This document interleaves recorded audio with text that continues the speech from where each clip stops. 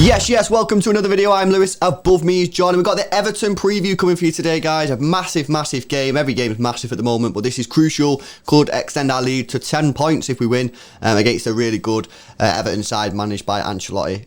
Really respectable manager, guys. Before we get into the main talking points, just want to set a like target. Now, we've not hit our last 5 like targets. Ooh. I don't know what's going on. I don't know what's happening here. I know. What's up, Bray? The content's trash. The content is trash. The people are switching off. They figured us out, bro. They figured us out. Yeah. So if you don't think our content's trash, right, which, you know, there's some of you out there, smash your thumbs up on it. We'll go for 1,000. Probably won't hit it because we're not hitting them recently. I don't know why. Prove us wrong. Subscribe to the channel if you're new. We're 9 subscribers away from 20,000 subs, guys. So any help towards that, massively appreciated. Make sure you click the bell icon as well so you don't miss any of our daily videos. Also want to tell you about today's sponsor of the video. It's Signables, guys. They've sponsored a couple of our videos before, so some of you might be familiar with them. Basically, they have this thing that you can get, right? So it's little mini football, and it's got a printed signed like signature of City players. So you've got a Raheem Sterling one, you've got a Kevin De Bruyne one, Gabby Jesus as well. We actually had some in the shed, and then we did some giveaways, and we give them to some lucky fans, mate. So they are really cool. And right now, the whole point of this is that they're doing a giveaway and time is running out. There's 4 prizes up for grabs. It's completely free to enter. The top prize, by the way, is worth up to $100, yeah? So get involved. It's free to enter. The link is in the description. Just do it because it's free and you might win up to $100, you know, big package, you know what I mean? Big cash. Also, there's only 3 days left, so you know what I mean? Just do it now. Oh yeah, there is. Do it rapid. Right, okay, let's get into it then, guys. I want to talk about the injury situation right now, and starting off with Ilkay Gundogan. Now, obviously, he got that little groin injury type situation in the last match. We weren't really sure what was happening. He seemed to suggest as he was walking off by going like, nah, he seemed to suggest he was okay, and that sort of backed up today by Pep Guardiola saying that he's basically all right, but we did get the impression of Pep that he might not be risked for this game against Everton. Yeah, it's a massive risk. And for me, I kind of think like long game, if you play long haul and don't risk him, yes, it is a massive game tomorrow. However, don't risk him. We're still in all competitions at the moment. There's still a lot to play for and a lot of games where Gundogan will be needed. Definitely. I do think we still have the ability without Gundogan, and that's no disrespect, to beat Everton or to go out there and, you know what I mean, give a run for the money. But we should smash it, hopefully. But it is a massive loss. However, I think the risk outweighs, do you know what I mean, playing him. I agree, yes. It's basically the situation of, do you play him because he's mint, you know what I mean, and try and get them 3 points? I mean, remember, you can still get the 3 points without him. I'm just saying, if you play him, you might feel a little bit more confident in getting the 3 points, given his current form, and therefore that would extend our gap at the top of the league, and then realistically from there, if you look at the table, if we beat Everton, it's very difficult to see how we would then lose the Premier League. Or as you say, you play a bit of a longer game and say, look, we might not be able to play our in-form player right now. However, the risk of him getting injured for the longer period in all 4 competitions is worse, you know what I mean? So I'm interested to know what you guys think. Let us know in the comment section below. Would you risk Gundogan? You know, he's in such good form at the moment. I can see the argument for playing him because he's in, you know, he is in tremendous form and he's getting goals, assists and all sorts. But yeah, for me, I just think it's too much of a risk. Let us know what you think. I think if he's ready, Pep will play him, and Pep will end up playing him if he's ready. But like you say, the impression we got is it doesn't really look like he's ready yet. Nah, I don't think so. Kevin De Bruyne, we've had an injury update on him. It seems like he's on the mend as well. However, it's probably a little bit too soon. Maybe we might see him on the bench. Maybe Pep will throw him on the bench and give him 5-10 minutes, especially if we need something at the end of the game.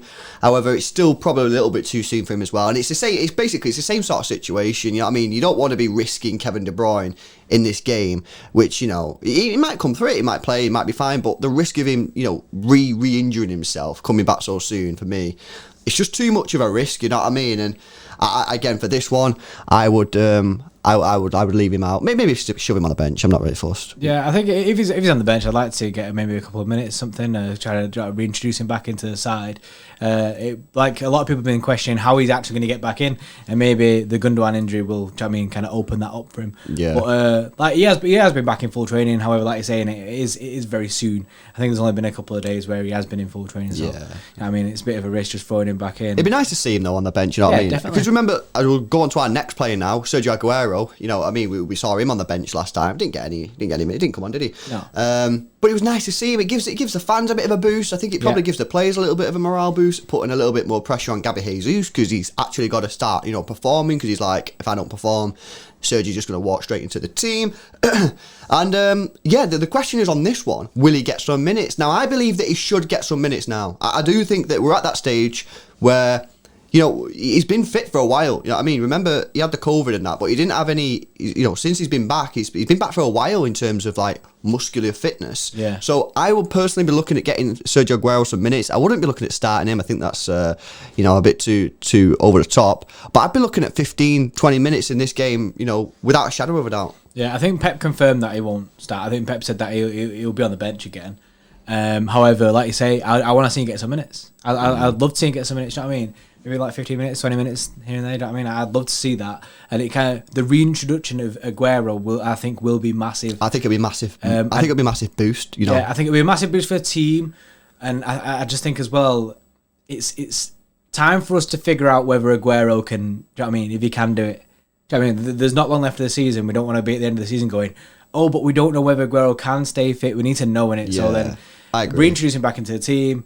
Keep it slow, do you know what I mean? Kind of like slowly build him back into full match fitness. But then at least we can see if he can actually make it to the end of the season without getting another injury. And I think actually this next 4 months probably determines City's transfer activity in the summer. If Sergio Aguero can come back and stay fit, if he stays fit, he scores goals because that's just comes hand in hand, right? But if he comes back and stays fit, then I think City will reassess the situation and go, well, if he stays fit, he's still scoring goals, and we don't need to go and spend 120 million on Haaland. You know what I mean? We might go and get a little back. I honestly, but if he keeps getting injured, then obviously that will will change the plans, and I think that's probably why City are not offering him a contract until the end of the season. So we'll have to see what happens there.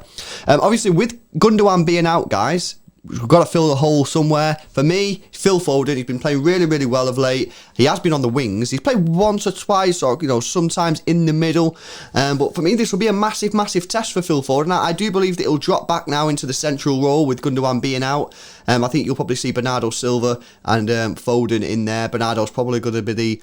Ironically, I think Bernardo will sort of be a little bit more defensive and helping Rodri a little bit more than Foden. And I think that basically Foden's going to be the guy, and Pep's just going to say, Phil, you go and do it. You know what I mean? I remember whenever I saw Phil Foden in the academy, this was his position, this was his role, and he was absolutely amazing in this position. Since he's been at City, okay, we've seen him a few times, but especially of recent times, we have seen him more on the wings now. He's very good on the wing. However, that's not his natural position, and I do want to see him in the middle. In the middle, it's a little bit more tricky. You know, you might not have as much space. You've probably got a couple more players around you. You know, you've got more risk of losing the ball, and I think when you lose the ball, it's probably in a more dangerous position because you're in the middle of the football pitch. So I think there's a lot more responsibility going to be put on Phil Foden if he is played in the middle. But I want to give him a go. You know what I mean? Yeah, we can't knock it till we try it, innit? He needs to get his chance there, and I think obviously with Gundogan his form, it's been hard for Foden to get any time in that middle of the pitch. Yeah. We did see it against Cheltenham, and he actually kind of took it into his own a bit there. I actually thought he played really well in that game. I kind of want to, like you say, I want to see more of him there because we was all promised that he was a David Silva replacement and he was going to be our centre mid kind of thing, and then we didn't really see it. He's always played on the wing for us. And if you could play that good on the wing out of position, imagine what it'd be like in the midfield. But like I say, it's a lot more responsibility on his shoulders. He needs to keep the ball, not lose it as much. It's a big test for him, and you know what I mean. I back him to try it, and I back the team to flow like that. And I've always said I think he's a hybrid of like KDB, David Silva. So I think he does have that drive in him. So in the midfield that will work. But then, like you say, Bernardo will be more. I mean, the box-to-box kind of midfielder. Yeah, no, absolutely. Right, we'll move on to our starting 11. We'll tell you who we think should play centre-back in just a second. But before we do, guys, after the game, you know, player ratings and that. Some people have a little bit of a moan about the player ratings. Well, you can influence the player ratings after a game by becoming an extra club member. Get yourself in the Discord server and cast your votes in it. So if you want to become involved, if you want to get involved, become an extra club member. Link is in the description. And then after the football match, you can vote for your...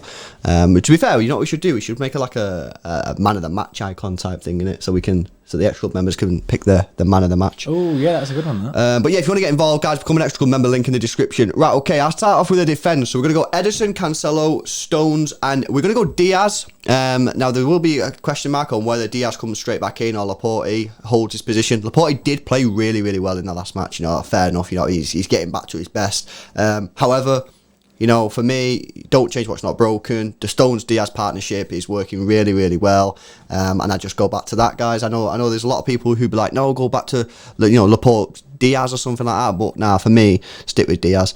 And Zinchenko at the moment is playing out of his skin. So he goes in at left back there. Yeah, I don't see a way for Mendy back in the team at the moment. Zinchenko's playing too well, and I think he'll be really important for us for the end of the season. And looks like we're rewarding that fact of how well Zinchenko's been playing by keeping him next season. It's already been stated by the fact that clubs can't go anywhere near Zinchenko because he's ours, which I love to see that. Yeah, it's kind of getting rewarded for his hard work, and do you know what I mean? He's flexibility in learning Pep's tactics and that, especially for a midfielder. Midfield wise, then we've got Rodri as centre defensive mid, which is clear. I think Fernandinho's on the mend. I think he's nearly back or is back. I think he is. Yeah. At the moment though, Rodri's just holding down that position. Yeah, I can't see a way back in for Fernandinho at the moment because Rodri's just playing so well. We're starting to see Rodri's own, his own abilities. And then we've got, like we said before, we've got Bernardo and Foden.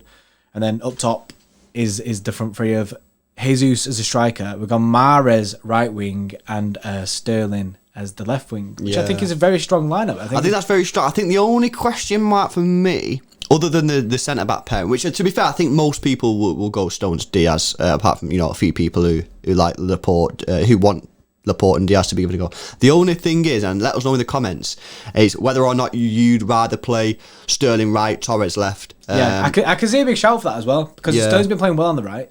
I can. The reason I think Mahrez gets picked in these big games, and I know some people don't like it, is that he's very, very good at holding onto the ball. Ball retention. Now, he might not necessarily do a lot with the ball in the big games, you know what I mean? Like, did he play against Liverpool? And yeah, I don't think he really did much in that game, from what I can remember. Or another game, anyway, that he plays in big games. And I think the reason he does that is because if there's a period in the match where we're sort of backs against the wall situation, you can give it Mahrez and he'll hold on to the ball and he'll be able to regain possession. Whereas if you're giving it to sort of Sterling, or Torres, they're more sort of, they don't want to just chill on the ball. They want to like spin and that, but there's a risk there. So in the big games, if we're going through a little bit of a rough patch, I do think that Mahrez probably is the only one out of the natural wingers that we have who can actually really hold on to the ball. So that's probably my pro for Mahrez for playing these big games, and this is a big game. Everton are a really good side, so they shouldn't be underestimated. Massive, it should not be underestimated at all. And I agree with what you're saying as well.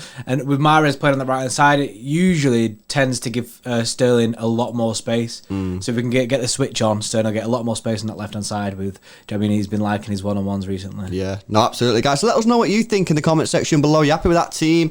Would you risk Gundogan plays Aguero at some point? Let us know. Get involved with the signables giveaway, guys. It's completely free and time is running out. In fact, when you click the link, it tells you how long's left before the winners are drawn. There's 4 prizes with a top prize worth around $100. So get involved and subscribe to the channel if you're new. Make sure you smash a like on it. We'll see you in the next one.